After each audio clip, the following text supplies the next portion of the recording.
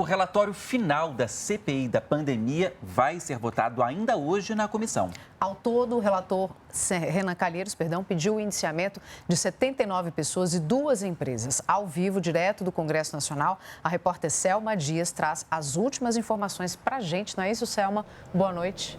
Oi, Catiúcia, Paulo, boa noite a vocês, a todos, é isso mesmo.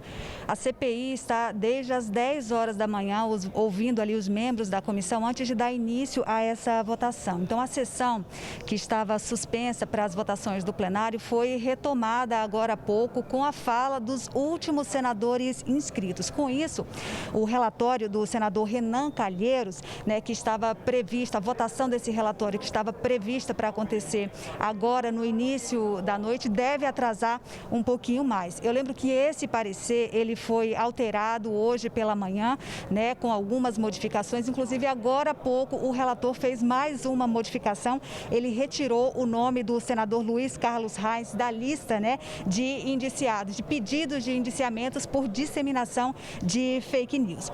Para ser aprovado, esse relatório ele precisa do apoio da maioria dos membros da comissão. Então, são 11 titulares, portanto, 6 votos aí para essa aprovação. A CPI, eu lembro, ela não tem poder para indiciar os acusados. Então, caso esse relatório seja aprovado, o documento precisa ser enviado primeiro para a Procuradoria-Geral da República para proceder às investigações de quem tem foro privilegiado. Já os outros casos devem ser encaminhados, então, para a averiguação dos estados, no caso, Ministério Público dos Estados.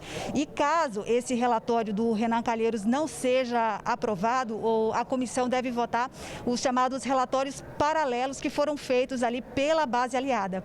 Agora vamos ver como ficou essa nova versão do relatório apresentado por Renan Calheiros.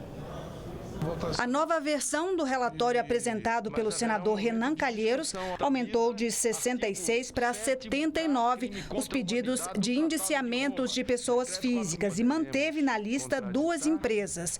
A Precisa Medicamentos, suspeita de irregularidade na tentativa da compra da vacina indiana Covaxin, que não se concretizou, e a VTC-Log, responsável pela logística das vacinas e insumos contra a Covid. Segundo o relator, os trabalhos da CPI já resultaram em medidas concretas. VTC-Log, investigação preliminar sumária foi aberta para apurar suposto pagamento de despesa de Roberto Dias por subsidiária da VTC-Log. Providência do Ministério Público Federal. O TCU abriu investigação e cancelou o aditivo do contrato da VTC-Log. Caso Covaxin, a CPI compartilhou depoimentos relacionados ao caso para instrução de procedimento criminal em curso na Procuradoria da República do Distrito Federal. Em relação ao presidente da República, Jair Bolsonaro, foi mantido o pedido de indiciamento pela suposta prática de 9 crimes. Entre eles, o de responsabilidade contra a humanidade e uso irregular de verba pública. Além disso, foi incluído um pedido de ação no Supremo Tribunal Federal para afastar Bolsonaro das redes sociais.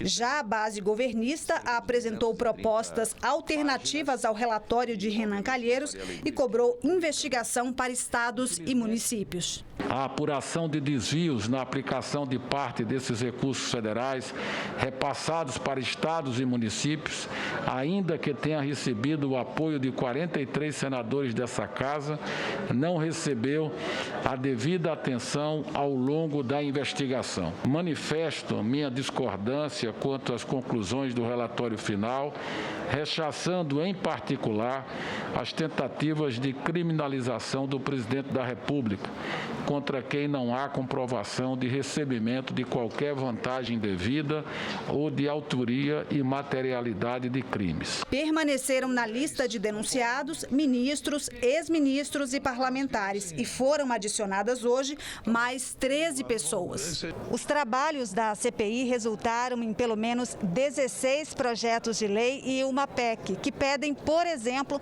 o pagamento de pensão para os órfãos da pandemia e a criminalização de quem cria e divulga notícias falsas.